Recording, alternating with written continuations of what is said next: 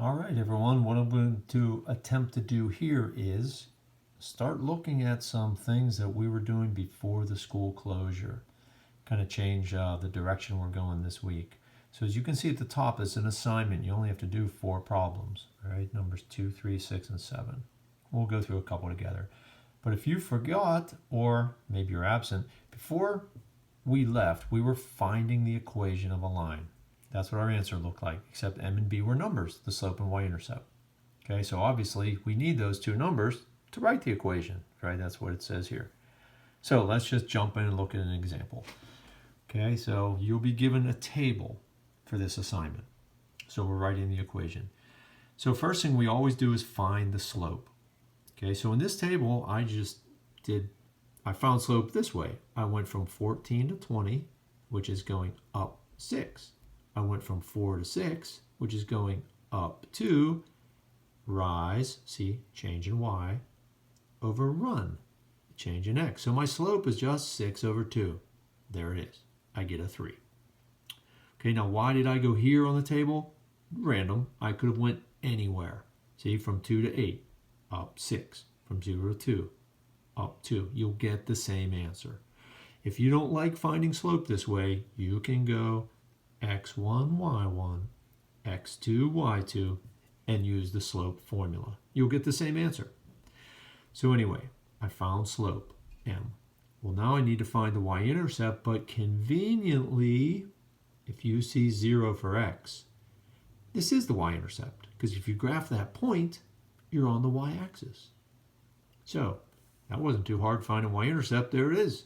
It's that 2 that's sitting next to 0. Well, if I have slope, I have y-intercept, I can write the equation. I just put the slope here and the y-intercept there. Now, you have 2 to do on this side. As you can see, you are given the y-intercept. So let's move on to the next page because you will not be given the y-intercept there. And let's go through 2 examples. So first, as it says up here, the y-intercept's not given here. You will need to find it, but as always, find slope first. So I did the same thing I did before. Going from 5 to 10 is going up 5, and going from 1 to 2 is going up 1. So my slope is 5 over 1, which is 5. Now, where does 0 come from? I'm going to show you. We're going to find the y-intercept. So you will need, sorry about the paper moving there, you will need to write this formula.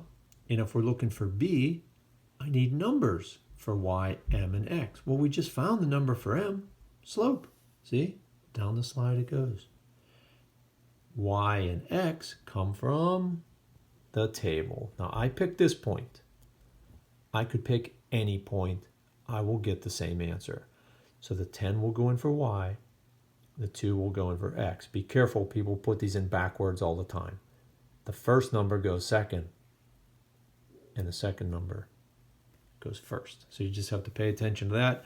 Put the numbers in for y, m, and x. You always multiply right here. So I have 10 plus b equals 10. Well, you can tell b is 0. But if I subtract 10 on both sides, okay, so I got 0 for this one. That's my y-intercept. So now to write my equation, my slope goes here. Y-intercept goes there. We normally don't leave it like that.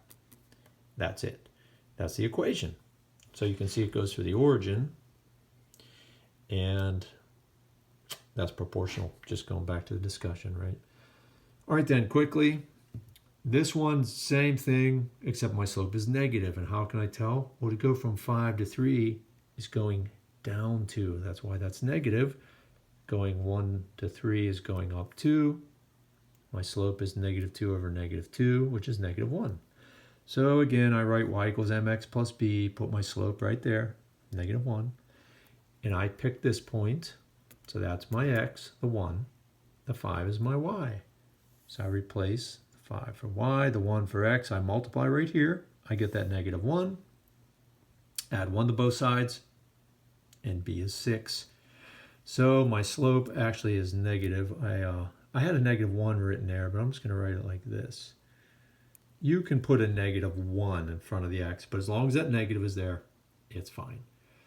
And that's it. But what I will say is, and I all the time that we are in this distance learning, if you get stuck, everyone, you have to take a little more responsibility.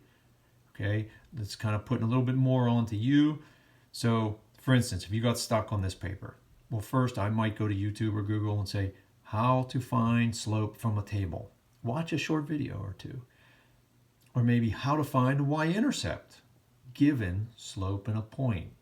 And you will see something that's very helpful. And don't worry about these decimals, because I think when you go to find slope, you'll get a whole number over here. So no big deal. So again, try those 4 problems. They are 2, 3, 6, and 7.